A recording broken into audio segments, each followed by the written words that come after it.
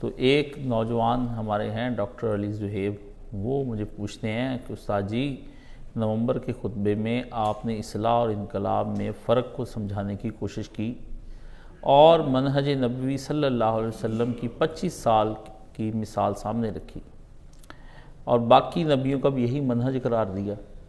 یہاں پر سوال اٹھتا ہے کہ نبی علیہ السلام کی اتنے سالوں کی اصلاحی تحریک کے بعد معاشرہ ٹھیک ہوا لیکن چل تو وہ بھی نہیں سکا۔ آپ جناب علیہ السلام کی بعد صحابہ کرام نے ایک دوسرے سے جنگیں لڑیں۔ یہ کہنا مناسب ہوگا کہ اسلام کی تاریخ آپ جناب علیہ السلام کی وفات کے بعد صرف 30 سال تک رہی اور اس دوران بھی خلافت محفوظہ اور فتنے کے دور کی خلافت میں تقسیم کرنا پڑتا ہے، اور ایک بڑا دور فتنے کا رہا۔ اگر ہم سب واقعات کو سامنے رکھیں تو اس اصلاح تحریک کے مسلح لوگوں کی ذریعے ایک دوسرے کے ساتھ جنگوں خون خرابوں سے بھری پڑی ہے۔ یہ سوال کے جواب میں جمعہ پڑھا دیں۔ اچھا سوال ہے اور اچھا مغالطہ ہے، اچھا سوال ہے اور اچھا مغالطہ ہے۔ یہ علمی مغالطے ہوتے ہیں جو پڑھنے والے آدمی کو جا بجا محسوس ہوتے ہیں، تحقیق کرنے والے کو جا بجا لگتے ہیں۔ ان مغالطوں کی وجہ سے شیطان دنیا کے اندر کامیاب ہے، اور ان مغالطوں کی وجہ سے شیطان نے لوگوں کو فتنوں میں مبتلا کر کے گناہ گار بنا کے اپنے رب کا نافرمان اور سرکش بنا دیا ہے۔ ان مغالطوں ہی کی وجہ سے لوگ اپنے ہاتھ پاؤں توڑ کر دین کی خدمت سے محروم ہو جاتے ہیں، اور ان مغالطوں کی وجہ سے ہی ساری زندگی ایسی تحریکوں، تنظیموں اور جماعتوں کے ساتھ جڑے رہتے ہیں جس کا حاصل کچھ بھی نہیں ہو پاتا، اور آخرت میں بھی خسارہ اور دنیا کے اندر بھی خسارہ۔ یہ مغالطہ ہی ہوتا ہے جو آدمی کو فتنہ پرور بنا دیتا ہے، یہ مغالطہ ہی ہوتا ہے جو آدمی کو دنیا پرست بنا دیتا ہے، یہ مغالطہ ہی ہوتا ہے آدمی کو اللہ کے نزدیک ہونے کے بجائے دور کر دیتا ہے، اور وہ یہ سمجھ رہا ہوتا ہے کہ میں اللہ کے نزدیک ہوں۔ یہ مغالطے دور کرنے کے لیے ہی قرآن مجید کی کتاب آئی ہے، کیونکہ اللہ پاک نے نبی تو زیادہ دیر تک زندہ نہیں رہ سکے۔ اللہ کا کوئی قانون اس کے اندر تھا کہ اللہ نے اپنے نبیوں کو بھیجا اور بھیجنے کے بعد واپس بلا لیا، لیکن اللہ نے ان کے بعد جو تعلیمات وہ نبی دیتے رہے ہیں وہ کتابی شکلوں میں محفوظ رکھی، اور اب وہ آخری جو شکل ہے وہ قرآن مجید فرقان حمید کی شکل میں آپ کے پاس ہے۔ قرآن مجید دنیا کے اندر جہاں آدمی کو ڈرا کے شہوتوں کو روکتا ہے، وہاں پر اللہ تعالیٰ آدمی کے ذہن میں اٹھنے والے کانسیپٹس، خیالات، سوال، وسوسے، شبے، ان سب کا بھی وہاں ازالہ کرتا ہے۔ اگر یہ نہ کرے تو آدمی کبھی بھی زندگی میں قرآن مجید کو ہم عظیم کتاب نہیں مان سکتے کہ وہ صرف ڈراموں کی ایک کتاب ہے۔ وہ خود اپنے مغالطے خود دور کرتی ہے، بشرطے کہ قاری اسے غور و فکر سے پڑھے اور اس پہ پوری توجہ کرے کہ اس کا رب اس کو کیا رہا ہے۔ قرآن پر عدم تدبر کی بنا پر یہ سوال پیدا ہو جاتے ہیں، اور کالجز، یونیورسٹی کے اندر بڑے بڑے لوگ جو ہیں ان مغالطوں کو استعمال میں لا کر طلباء کو دین کی راہ سے منحرف کرتے ہیں، اور یہ فکری مغالطے کے نام سے علی عباس جلال پوری نے کتاب لکھی ہے، وہ کمیونسٹ ہوا ہے اور لوگ اس کو پڑھتے ہیں۔ تو میں نے پھر اس کو جب پڑھا نا، اس کی یہی ایک کتاب پڑھی، باقی پھر میں نے کہا بعد میں پڑھیں گے۔ تو پہلے میرے ہتھے یہی چڑھی کہ علمی اور فکری مغالطے، کیونکہ ہمارا تعلق علم سے، تو میں نے پھر اس میں یہ پایا کہ اس کو بھی خود مغالطہ لگا ہوا ہے۔ وہ مغالطوں کو ختم کر رہا ہے اور خود اس کو اسلام کے بارے میں مغالطہ ہے، اور خود اسلام کی وجہ اس کی صرف یہ ہے کہ اسے کوئی گرو، کوئی پیر، کوئی مرشد نہیں ملا جو اس کو سمجھاتا کہ اصل میں جڑے کہندے نے رام رحمان ہے نا، ملیا کوئی نہ گرو انہوں نے سمجھاؤن والا۔ مولانا صاحب نے مجھے یہ شعر سنایا، دیال سنگھ کا یہ شعر ہے، جڑے کہندے نے رام تے رحمان ہے نا، یعنی جو لوگ یہ کہتے ہیں، سکھ تھا نا دیال سنگھ، تو وہ کہتا جو لوگ کہتے ہیں نہ خدا ہے، نہ کوئی رام ہے، نہ رحیم ہے، خدا نام کی کوئی چیز ہی، جڑے کہندے نے رام تے رحمان ہے نا، انہوں نے ملیا کوئی گرو نہ سمجھاؤن والا۔ ان کو کوئی گرو نہ مل سکا، کوئی مرشد، کوئی فکری رہنما، کوئی تدبر والا نہ مل سکا، اور پھر وہ ساری زندگی باوجود اچھی صلاحیتوں اور دماغی صلاحیتوں اور ذہنی صلاحیتوں کے وہ لوگ چاہتے بھی تھے، لیکن وہ لوگ جو ہے نا وہ ڈوب گئے۔ بات یہ ہے، سوال کا جواب جو انہوں نے اپنے طور پر یہ پڑھا ہے، اس کے بارے میں دو باتیں آپ اپنے ذہن میں کچھ میں آپ کے سامنے عرض کروں گا، آپ تحمل سے اس کو سنیں۔ یہ میرا بڑا پیارا جمعہ ہے، تو اللہ کرے اللہ تعالیٰ مجھے یہ جمعہ اس طرح پڑھانے کی توفیق دے دے کہ شاید کہ تیرے دل میں اتر جائے میری بات۔ اسے ایک مثال سے شروع کرتا ہوں کہ بیمار انسان کو اگر دوا سے شفا ہو جائے اور بعد میں بد پرہیزی کرنے پر وہ پھر بیمار ہو جائے تو کیا یہ نتیجہ نکلے گا کہ دوا درست نہ تھی؟ ایک آدمی بیمار ہوا، اس نے دوائی کھائی، شفا ہوئی، پھر بد پرہیزی کی، تو اس بد پرہیزی کرنے پر وہ پھر بیمار ہو گیا، تو کیا ہم یہ نتیجہ نکالیں گے کہ جو اس نے پہلے دوائی کھائی تھی وہ درست ہی نہیں تھی، وہ غلط دوائی تھی؟ نہیں۔ اسی طرح یہ کہنا کہ اصلاح کے عمل کے بعد اصحاب رسول میں کجی آ گئی تو اصلاح کا کیا فائدہ ہوا، یہ بات بھی اسی طرح ہی غلط ہے کہ نبی نے ان کو دوائی پلائی، انہوں نے دوائی پی کے شفا پائی، پینے کے بعد پھر انہوں نے خود ہی بد پرہیزی کی، جس کے نتیجے میں جنگوں کا زمانہ شروع ہو گیا۔ آپ کو بات سمجھ آ گئی ہے؟ بلکہ اصل بات جو حقیقت بن کر اس پورے مغالطے کو کھا جاتی ہے وہ ہے اصلاح کا اثبات، اصلاح کی پروونگ۔ جیسے دوائی کی پروونگ ہو جاتی ہے نا کہ آدمی نے دوائی کھائی، شفا ہوئی، انہوں نے کہا جی بالکل صحیح دوائی کھائی ہے اس آدمی نے، اس کو پروونگ کہتے ہیں انگریزی زبان میں، ڈاکٹر علی زہیب سمجھے، اثبات ہو جانا کسی چیز کا کہ وہ ثابت ہو گئی، کہ اس سے تو یہ ثابت ہوا کہ واقعی اصلاح نام کی ایک حقیقی دوائی تھی جو پیارے نبی صلی اللہ علیہ وسلم نے ڈاکوؤں، زانیوں، شرابیوں، بے ایمانوں، سود خوروں، دھوکے بازوں کو پلائی۔ وہ متقی، نیک، پرہیزگار، صدیقین، شہداء، صالحین اور ابرار بن گئے، جس کے نتیجے میں پھر یہ ہوا کہ اس کا ثبوت مدینہ رسول کی ریاست کی شکل میں حضور کے سامنے آیا۔ آپ نے دیکھا ابو ذر غفاری ڈاکوؤں کا سردار تھا اور وہ ڈاکو تھا، لیکن اس ابو ذر کے بارے میں رسول کو یہ کہنا پڑ گیا کہ آسمان کی پشت تلے اور آسمان کی چھت اور زمین کی پشت پر ابو ذر سے زیادہ ماں نے سچا نہیں جانا۔ صحابی رسول زنا کی غرض سے وہ نبی علیہ السلام کے پاس آئے کہ یا رسول اللہ گناہوں کی بخشش ہو سکتی؟ نبی علیہ السلام نے فرمایا کیوں نہیں ہو سکتی؟ فرمایا کون سے گناہ کرتے ہو؟ کہا شراب، زنا سب کرتا ہوں لیکن چوری میں ماہر ہوں۔ فرمایا چور تو ہمارے پھر کام کا آدمی ہے، نبی نے گناہ سے پرہیز نہیں کیا۔ میرے پاس لوگ آتے کہتے ہیں استاد جی میں ایسا ہوں، میں نے کہا تم ہی تو میرے کام کے ہو، نیک بندے سے میں نے کیا لینا ہے؟ نیک سے میرا تعلق ہی کوئی نہیں ہے، نیک کی تو راہ سیدھی ہے، بروں کی راہ کے لیے تو میں بیٹھا ہوا ہوں۔ انہوں نے کہا چوری کرتا ہوں۔ نبی علیہ السلام نے فرمایا بیعت کرو کہ گناہ نہیں کرو گے، اور جاؤ مکے میں ہمارے کچھ قیدی کافروں نے قید کر لی، ان کو چرا کر لے آؤ۔ آج وہ جو لوگوں کا مال چراتا ہے وہ اللہ کے لیے اس کے بندوں کو چرانے کے لیے لینے والا۔ بس مکے پہنچا، رات کے پچھلے پہر میں اپنی ہی ایک محبوبہ راستے میں مل گئی اور اس نے اسے کہا تم مدت ہوئی نہیں ملے، کہا زنا چھوڑ چکا ہوں، کہا آج کی رات تو میرے ساتھ تم گزارو گے؟ تو اس نے کہا نہیں، اللہ کے رسول کے ہاتھ پر بیعت ہو چکی ہے اس لیے اب کبھی زنا نہیں ہوگا۔ اس نے کہا میں تیری محبوبہ ہوں، اس نے کہا ادھر رسول محبوب ہو چکا ہے مجھے۔ اس نے کہا رسول محبوب، جب رسول محبوب ہو جاتا ہے تو انسان کی شہوات قابو میں آ جاتی ہیں۔ جو بندہ کہتا ہے میری شہوتیں قابو میں نہیں آتی، مجھ سے گناہ نہیں چھوٹتا، محبوب رسول کو بنا لے، محبوب خدا کو بنا لے، ہر شے چھوٹ سکتی ہے بشرطے کہ وہ محبوب بنا لے، جس نے بنایا نہیں وہ چھوڑ نہیں سکتا۔ تو اس نے کہا شور مچا دیا کہ لوگوں یہ دیکھو یہ عبداللہ نام کا آدمی جو ہے جو تمہارے قیدی چرا کر لے کر جاتا تھا پہلے بھی، آج پھر چرانے آیا ہے، کیونکہ وہ پہلے بھی چوری کر کے لے کے جائے۔ تو اس نے ارادہ عورت پہ ظاہر کر دیا تھا کہ میں اب قیدی لینے آیا ہوں۔ تو وہ صحابی کہتے ہیں میں ایک اندھیرے میں چھپ گیا، اللہ کے رسول کی کرامت یہ دیکھیے کہ وہاں تک وہ آئے مگر وہ مجھے نہ کہتا تلاش کر پائے۔ نبی علیہ السلام نے اپنے پاؤں تلے سود روندا، حضور نے کہا شراب حرام ہے، لوگوں نے شراب چھوڑ دی جو عربوں کی گھٹی میں پڑی ہوئی تھی۔ شاعری اور شراب اور تلوار یہ عربوں کی گھٹی میں ہے، عربوں کی گھٹی میں یہ تین چیزیں جو مرضی کر لیں ان سے چھوٹے گی نہیں۔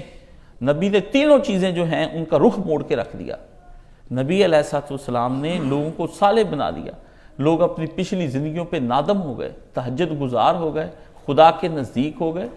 کہا مال خدا کی راہ میں دے دو، صدیق نے سارا مال ہی رسول اللہ کی طرف لوٹا دیا، پھینک دیا نبی کے قدموں میں۔ دنیا کا سب سے بڑا تاجر وہ اپنے نبی کے قدموں میں مال لوٹا گیا۔ دنیا کی سب سے مالدار عورت خدیجہ رسول اللہ کے قدموں میں ایمان کی خاطر اہل ایمان پر دولت اپنی برسا گئی. ہاں، عمر نے اپنی تگڑی جوانی دے دی، عثمان نے اپنا مال دیا، اور علی نے تو پوری عمر ہی نبی کے ساتھ گزار دی. ان کی نگاہ ناز کا ہم سے یہ سوال تھا، عمر گزار دیجئے، سو عمر گزار دی گئی. نبی کے ساتھ عشق کا یہ معاملہ تھا کہ علی سے رسول نے کہا مدد کرو گے. 10 سال کی عمر میں کتنی بالغ نظر ہوگی علی کی کہ 10 سال کی عمر میں دین کا پورا فہم سمجھنے کے بعد اس نے کہا چھوٹا تو ضرور ہوں مگر ساتھ آپ کا دوں گا جہاں آپ کہیں گے. یہ بچے تھے نبی علیہ السلام کے دور کے. تو نبی نے ریاست قائم کر کے دکھائی. اس لیے یہ بات ہے کہ بعد شفا دوا کا اس بات ہے، نہ کہ نفی. یہ اصول طب ہے کہ جب دوائی پروو ہو جاتی ہے، اس سے شفا مل جاتی ہے، تو اس سے تو یہ ثابت ہوتا ہے کہ دوائی بڑی اچھی ہے، نہ کہ یہ ثابت ہوتا ہے کہ دوائی بری ہے. اسی طرح اصلاح کے بعد ایک صالح معاشرے کا قیام ہوا، مگر ان لوگوں نے اگر پھر رجوع الی الفساد کر کے بگاڑ پیدا کر لیا تو اس میں نبی کی اصلاح کا کیا قصور ہے؟ نبی کی اصلاح کا کیا قصور ہے؟ ہمیں یہاں یہ دیکھنا ہے کہ ہمیں حکم خدا کیا ہے. اللہ نے ہمیں کیا حکم دیا ہے؟ اللہ نے ہمیں حکم دیا کہ اصلاح کرو. اگر معاشرہ اصلاح کے عمل کو قبول کرنے کو تیار نہیں تو کیا ہم اصلاح کرنے سے ہٹ جائیں گے؟ کیا ہم اصلاح؟ کیونکہ ہم نے عقلی دلائل اور نقلی دلائل سے اللہ تعالیٰ کو کیا کہا ہے کہ رضیت باللہ ربًا، اور اپنے رسول کو کیا ہے کہا ہے محمد عربی کو وَبِرَسُولٍ نَبِيًّا محمد وَبِالْإِسْلَامِ دِينًا. جب ہم نے مان لی یہ بات اور یہ ذمہ داری، یہ جب کہتا میں راضی ہو گیا ہوں تو یہ دراصل وہ یہ کہہ رہا ہے کہ اب جو اللہ کہے گا، جو رسول کہے گا، جو اسلام کہے گا، میں اس کی ذمہ داری پوری اٹھاتا ہوں. اس لیے فرمایا جو صبح شام یہ کلمے کہہ لیتا ہے 4 بار، وہ آدمی جنت میں جانے سے اسے کوئی نہیں روک سکتا. لوگ اس وظیفے کو بھول گئے ہیں، لوگ اس وظیفے کو بھول گئے ہیں. فرمایا حالات حق میں رہیں یا نہ رہیں، مخالفتیں ہوں، لیکن تمہیں استقامت دکھانی ہے، تمہیں استقامت دکھانی ہے. ہم اپنی ہر شے اس راستے پر وار دیں گے، اس منہج پر اور اس مقصد پر. اس لیے میں نے جمعے جو پڑھائے تھے مقصد اور منہج پر، اب وہ اس بچے کو دوبارہ سے سننے چاہیے کہ استاد جی مقصد کس نے طے کیا؟ وہ اللہ نے. منہج کس نے طے کیا؟ اللہ نے.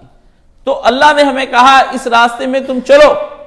ہمیں اس راستے میں کامیابی ہوتی ہے نہیں ہوتی، ہم تو یہ کہیں گے کہ موج خون سر سے گزر ہی کیوں نہ جائے. غالب نے کہا موج خون سر سے گزر ہی کیوں نہ جائے، آستانے یار سے اٹھ جائیں کیا؟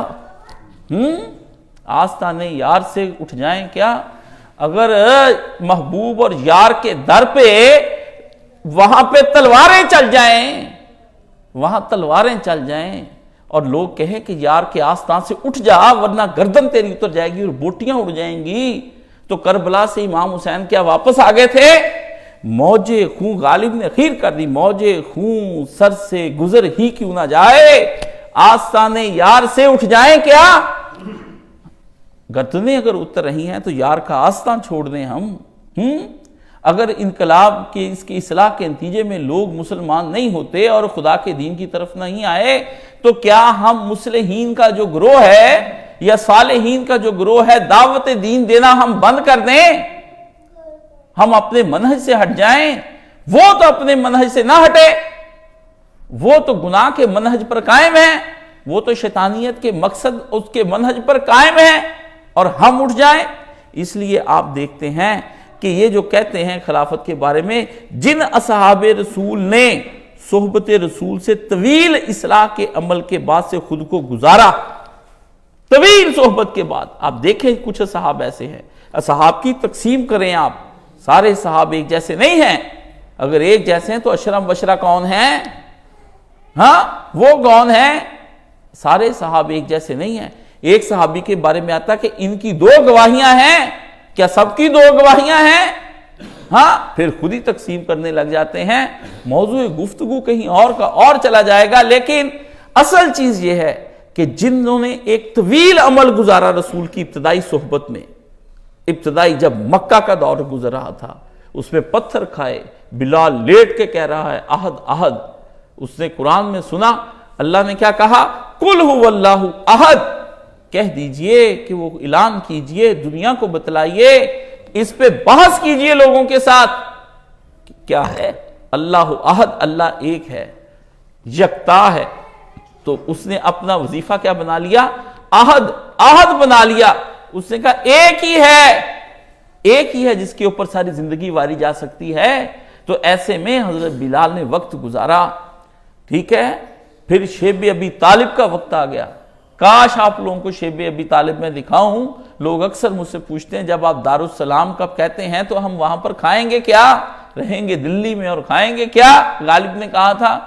یہ وہ لوگ ہیں جو دنیا پرست ہوتے ہیں، جن کو ہر وقت اپنی شکم پرستی کرتے ہیں۔ فرج شکمدہ بندہ ہو کے تے لافا مار نہ مولے، مولانا صاحب فرماتے ہیں اے آدمی، اے انسان، اپنی حقیقت پہچان کہ دو چیزوں کا ہے، گندے ماں کے پیٹ میں جس میں پخانہ رہتا ہے اس سے تو پیدا ہوا اور پیشاب کے رستے سے باہر آیا، اور دو دفعہ پیشاب کے رستے سے گزرا، ایک دفعہ باپ کے پیشاب کے رستے سے ماں کے پیٹ میں، اور دوسری دفعہ ماں کے پیٹ سے باہر۔ دو دفعہ پیشاب کے رستے سے نکلنے آنے جانے والے کا جس کا مقام پیدائش کا یہ ہو تے لافا مارنا مولے ہیں، کتنی بڑی باتیں سنا رہا ہے۔ فرمایا شیب ابی طالب، آج کی تحریکیں چونکہ شیب ابی طالب میں محصور نہیں ہوئی، اس لیے یہ کامیاب کبھی بھی نہیں ہو سکتی۔ شیب ابی طالب اتنا دین پھیلاؤ کہ لوگ تمہارا سوشل بائیکاٹ کر کے تمہیں شیب ابی طالب میں گھسیڑ دیں۔ وہاں پر ماؤں کی چھاتیاں سوکھ گئیں، بچے راتوں کو چیخیں اور چلائیں، لوگ پتے کھائیں، اور اس کے بعد لوگ وہاں سے جانوروں کا جو چمڑا تھا اس کو بھون بھون کے کھالیں، لوگوں نے وہاں پہ بھون کے کھالیں کھائیں، خشک چمڑا۔ رسول بھی وہاں، رسول کا چچا بھی وہاں، سبھی لوگ وہاں پر، خدیجہ بھی وہاں، بنی ہاشم کا مقاطعہ کر دیا گیا، سوشل بائیکاٹ ہو گیا دین بتانے پر کہ ہم تم سے نہ لین دین کریں گے، نہ تمہارے ساتھ شادی بیاہ کریں گے، نہ تمہارے مرنے جینے پر ہم آئیں گے، ہم اور تم الگ ہو گئے ہیں۔ مجھے بتائیے کون سی تحریک اور جماعت ایسی ہے؟ یہ ٹھنڈے پیٹوں جو آپ کی دعوت کو لوگ قبول کر رہے ہیں اور آپ کو بلا برا نہیں کہہ رہے ہیں، تو آپ بتائیے آپ کی دعوت میں کیا کوئی کجی ہے، کوئی ٹیڑھ ہے، یا لوگوں کو سمجھ نہیں آ رہی، ان کے دماغوں میں ٹیڑھ ہے، ان کے دلوں میں ٹیڑھ ہے؟ دعوت کا یہ مقام آ گیا، اور پھر اس کے بعد نبی علیہ السلام کے ساتھ ہجرت فی سبیل اللہ کے لیے صحابہ، یہاں تو 3 دن کے لیے میں لے جاؤں تو نہ جائیں، ہاں ہجرت کر لی مستقلاً، نبی نے ہمیشہ کے لیے چھوڑ دیا۔ رسول اللہ جب واپس آئے نا مکہ فتح کرنے کے بعد، تو لوگ کہنے لگے کہ اپنے گھروں میں، فرمایا جو اللہ کے لیے چھوڑ دیے ہیں اب ان گھروں کی طرف بھی ہم نہیں جائیں گے۔ اپنے گھر تھے، ہم ہوتے ہمیں ہندوستان لے جایا جاتا، ہم کہتے ہیں ہاں یہ ہمارا گھر تھا، ہم اسی میں رہیں گے، یہ ہمارا گھر تھا، ہم نے تو آج تک ضلع نہیں چھوڑے۔ آپ کہاں کے ہیں؟ لدھیانہ کے۔ آپ، میں بھی لدھیانہ، ملائیے ہاتھ، ہم ایک سے ہیں۔ جن کو اپنے وطن نہ بھولے ہوں وہ صحابہ کی طرف تان کریں، ہاں جنہوں نے اپنے بزرگوں کی قبریں اور ماں باپ بہن بھائی چھوڑ دیے، اپنی اولادیں بیوی بچے اور مال جان سب چھوڑ دیا، اپنی پراپرٹیز وہاں چھوڑ کر چلے گئے، اپنے باغ چھوڑ کر چلے گئے، سب کچھ چھوڑ دیا ان صحابہ کرام نے، اور نبی کے ساتھ ہجرت کر لی۔ اور پھر ہجرت ہی پر بات ختم نہ ہوئی، چین نہ لینے دیا کفر نے، تو پھر کیا ہوا؟ پھر جب مدینے میں نبی گئے ہیں تو کفار فوجیں لے کر بدر کرنے کے لیے آ گئے، پھر چین نہ لیا، اگلے سال احد کرنے کے لیے آ گئے، پھر چین نہ لینے دیا، سارا عرب اکٹھا کر کے خندق کے مقام پر قرآن نے بتایا ہے کہ ایسے معاملات ہو گئے تھے کہ مسلمانوں کی جانیں حلق میں آ گئیں، وَتَظَنُّونَ بِاللَّهِ ظُنُونَا، وہ اللہ کے بارے میں عجیب و غریب قسم کے گمان کرنے لگ گئے، ایمان کی یہ حالتیں ہو گئیں۔ ایسے وقت آئے ہیں اصلاح کے عمل کے دوران میں، امت کی اصلاح کرنا کیا آسان کام ہے؟ آپ ٹھنڈے پیٹوں 2 پرچے لکھ لیں اور 4 کتابیں لکھ لیں اور 2 تقریریں اور 4 واز کرنے کے بعد 1-2 دفعہ کسی اجتماع کو اٹینڈ کر لیں، میں نے حق ادا کر دیا، حق ادا کر دیا۔ یہ وہ حق ہے جس کی طرح رسول اللہ صلی اللہ علیہ وسلم سے ایک آدمی نے کہا یا رسول اللہ، اپنی ماں کو کاندھوں پہ اٹھائے صحراؤں سے گزرتا ہوا، چلچلاتی دھوپ میں، عرب کی سخت گرمی میں، پیاس اور بھوک سے نڈال ہوتے ہوئے میں بیت اللہ میں آیا ہوں اور ماں کو حج کرا رہا ہوں، آیا حق ماں ادا ہو گیا؟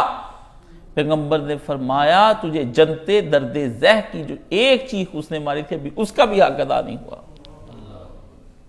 تم تو حق ہے۔ یہ ماں کا حق ہے جو جسمانی وجود کو غذا دیتی ہے اور پرورش کرتی ہے اور پالتی ہے.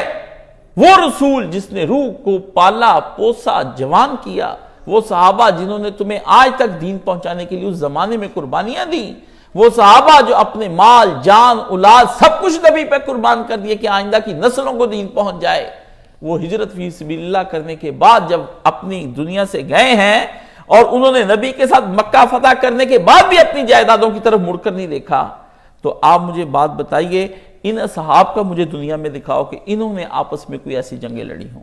جنگیں جن کے درمیان میں ہوئی ہیں وہ آپ دیکھیے، ان اصحاب نے جتنی دیر رسول کے ساتھ صحبت میں گزاری اور اصلاح کے عمل میں گزاری اور تحریک کے ابتدا سے گزر کر گزاری، انہوں نے تو اس نظام کو بچانے کی بھرپور کوششیں کی ہیں. مال کی خاطر صحاب نہیں لڑے ہیں. بتائیے کہیں علی کی جنگ اس طرح کی ہو، کہیں عثمان کی جنگ کسی طرح پر ہو، حسن کی جنگ آپ دکھائیے کسی کی طرح سے ہو. یہ مغالطہ ہے جو کفر آپ کو ڈالتا ہے، اور یہ مغالطہ ہے جو آپ مولانا اسحاق کی تقریروں سے خود ہی نکالتے ہیں. یہ مغالطہ ہے جو خلافت و ملوکیت کی شرح کو پڑھنے کے بعد آپ خود نکالتے کہ صحابہ تلوار چلا گئے. تلوار آپ اپنے مغالطے کو رفع فرمائیے. یہ التباس فکری ہے. یہ ویسا ہی التباس ہے کہ ایک آدمی دور سے دیکھتا ہے کہ وہاں پانی ہے، قریب جا کر دیکھتا ہے پانی ہوتا نہیں ہے، وہ اس کو سراب ہوا ہے. آپ سراب فکری کے اندر غرق ہیں، اس سے باہر نکلیے اور بات کو ڈیفرینشیٹ کیجئے. ان کو الگ الگ سے موضوعات کو لائیے، ان کا ایک تجزیہ کیجئے، انالیٹیکلی اس کو سمجھنے کی کوشش کریں گے. ہر جز کو الگ الگ لے کر دیکھیں گے کہ کس جز میں اور کس مقدار میں اس کے اندر فساد آیا ہے. یہ اصل چیز ہے جو آپ کو تاریخ پڑھنے کے بعد اگر آپ پر عیاں نہیں ہو رہی ہے. بلکہ رسول کی وفات کے بعد آپ کو صحابہ استقامت علی الدین کے منہج پر نبی کے دین کو بچاتے ہوئے نظر آئیں گے. نبی کے دین کو آپ کو ابو بکر کا فکری ارتداد اور فتنہ ارتداد کو کچلنا یاد نہیں؟ آپ کو منکرین زکوٰۃ کو کچلنا یاد نہیں؟ جھوٹے نبیوں کو جب ابو بکر نے کچلا آپ کو یاد نہیں؟ آپ کو عمر کا وہ 12 سالہ دور جس میں پوری دنیا آج تک ویسا نظام نہیں پیش کر سکی وہ یاد نہیں؟ عثمان کے ابتدائی دور یاد نہیں؟ علی کے دور کے اندر جنگیں ہونا لگ یاد ہے، لیکن علی نے اس کے ساتھ ساتھ جو گورنمنٹ کی ایڈمنسٹریشن کی ہے آپ کو وہ یاد نہیں؟ آپ کس طرح کہہ سکتے ہیں کہ جنگوں کے دوران حضرت علی جنگ ہی کرتے رہے ہیں اور انہوں نے اپنا ملک سنبھالا ہی نہیں تھا؟ انا للہ و انا الیہ راجعون. سرحد پر جنگ لڑی جانی اور بات ہے، ملک کے نظم و نسق کو چلانا اور بات ہے. علی کا نظم و نسق کہاں گیا؟ اگر آپ مطالعہ نہیں کرتے ہیں اور آپ کے پاس اپنی نوکریوں اور اپنے کاموں کے لیے تو وقت ہے لیکن مطالعہ کرنے کا وقت نہیں ہے، تو پھر مجھے یہ بتائیے کہ اس میں ہمارا قصور کیا ہے؟ اگر آپ نے اپنی آنکھیں بند کر رکھی ہیں، سورج روشن ہے تو آپ کہتے ہیں روشنی نظر نہیں آتی ہے، تو آنکھ کھولیے جناب، آنکھ کھولیے حضور، بیدار ہوئیے علی جناب. ہم تو آپ سے یہ گزارش کر رہے ہیں، آپ عدم تدبر کی بنا پر گفتگو نہ کیجئے. یہ ہم صرف علی ذہب سے گفتگو نہیں کر رہے ہیں، ہر اس آدمی سے جس مغالطے میں پڑھاتا ہے، پڑھتا ہے اور تدبر کے بعد آ کر کے یہ مسائل پیدا کرتا ہے اور لکھتا لکھاتا ہے، اس کے لیے ہیں. اور انہی صحابہ رسول جو صحابہ رسول نبی کے ساتھ رہے تھے اور ان کی صحبت میں جو ان کے صحابہ رہے جن کو ہم تابعین کہتے ہیں، انہوں نے بھی استقامت پر اخیر کر کے دکھا دی. امام حسین کے ساتھ جو لوگ کربلا میں گئے تھے وہ نبی امام حسین کے ساتھ امام حسین صحابی تھے اور وہ کیا تھے؟ تابعی تھے. تو انہوں نے وہاں پر کیسا کمال کر کے دکھایا. سعید بن جبیر نے کیا حجاج بن یوسف کے سامنے حق گوئی کی اور ان کی گردن اتار دی گئی. 1.25 لاکھ لوگوں کی وہ حق گوئی کرتے تھے تو ان کی گردنیں 1.25 لاکھ لوگوں کی کٹی ہیں. راہ حق میں مجاہدین کھڑے رہے ہیں، اصلاح کی تحریکوں میں لوگوں نے جانیں دی ہیں. اگر ظلم کرنے والوں کی تم کو داستانیں یاد ہیں تو تم مظلوموں کے نام کیوں نہیں یاد کرتے ہو؟ حجاج تو یاد ہے، وہ 1.25 لاکھ لوگ جو حجاج نے قتل کیے، شہید کر دیے ہیں، انہوں نے دین پر استقامت دکھائی تو تبھی تو حجاج قاتل بنا ملون، تبھی تو وہ بنا. تحریک اصلاح کہیں رکی نہیں، نبی کے بعد بھی تحریک اصلاح چلتی رہی ہے. ٹھیک ہے، اور پھر اس کے بعد صرف یہ تابعین تبع تابعین نہیں رہے بلکہ تابعین کے صحاب جو تھے، یعنی نبی کے صحابی، صحابیوں کے تابعی اور تابعیوں کے تبع تابعی، وہ بھی تمہیں استقامت پر نظر آئیں گے. وہ بھی تمہیں ہم استقامت پر نظر آئیں گے۔ امام مالک کو جا کر دیکھو کون ہے، دیکھو ابو حنیفہ کو کس طرح سے زہر کے پیالے پلائے جا رہے ہیں، مالک کی یہ دونوں ہاتھ، کچھ کیوں دیکھتے ہو، اور آگے بڑھتے چلے جاؤ۔ اور اسی طرح وہ حدیث سچ ثابت ہو گئی، نبی نے فرمایا میرا زمانہ خیر کا زمانہ، ثم الذین یلونہم ثم الذین یلونہم، 3 زمانے میرے بعد حضور نے فرمایا ایسے آئیں گے، لوگ استقامت کی داستان سناتے چلے جائیں گے، اور فرمایا اس کے بعد جھوٹ پھیل جائے گا۔ یہ حدیث نبی کی سچ ثابت ہوئی۔ آؤ نبی کی حدیث کی تشریح ہم تمہیں کر کے دکھاتے ہیں، ہم تمہیں کر کے دکھاتے ہیں۔ اس کے بعد ان لوگوں نے قافلہ در قافلہ، قافلہ در قافلہ ان لوگوں نے اسلام کے لیے کام کرنے کی کوشش کی۔ یہاں پر اگر ہوتی تو میں آپ کو دکھاتا طریقے دعوت و عزیمت، صبح میں نے نکلوائی تھی، پتہ نہیں کہاں رکھ گیا عبد المنان، تو طریقے دعوت و عزیمت آپ وہ پڑھتے، آپ پڑھتے الائے کلمت الحق کی روایت اسلام میں، کتاب لے گیا میری کوئی ابھی تک واپس نہیں کر کے گیا، پڑھنے کے لیے لے گیا کوئی ظالم، الائے کلمت الحق کی روایت اسلام، آپ وہ کتابیں ہی نہیں پڑھتے ہیں۔ یہ تحریک اصلاح کہیں پر رکی نہیں، یہ قافلہ پھر چلتا رہا چلتا رہا چلتا رہا، ایک سے بڑھ کر ایک قافلہ چلتا رہا۔ ہونا تو یہ چاہیے تھا کہ آپ اس تاریخ کو پڑھتے اور آپ کو پتہ چلتا کہ آج تک مسلمانوں کیا تحریک اصلاح چل رہی ہے، اور جن اصحاب نے اصلاح کے عمل سے خود کو نہیں گزارا وہ آپ کو منہج نبوی پر بھی نظر نہیں آئیں گے، بلکہ وہ دوسروں کو بھی خراب کرتے ہوئے نظر آئیں گے۔ آپ دیکھیں حضرت معاویہ، وہ فتح مکہ کے بعد آئے، جب اسلام پھیل گیا، ریاست کو خوشحالی نصیب ہو گئی، دھاک بیٹھ گئی، پوری عرب کے اندر لوگ اسلام کو قبول کرنے پر آ گئے، لیکن انہوں نے صحبت رسول کم اٹھائی، جس کے نتیجے میں دنیا ان کے پاس چلی آئی اور وہ دنیا کی خاطر لڑے۔ پھر ان کی صحبت میں جو لوگ بیٹھے وہ بھی ویسے ہی خراب ہو گئے جیسے ساری شامی فوج، پھر ان کی صحبت میں بھی اور لوگ بیٹھے، جیسا کہ بعد میں عباسیوں کی ساتھ لوگ آئے تو وہ انہی جیسے ہو گئے۔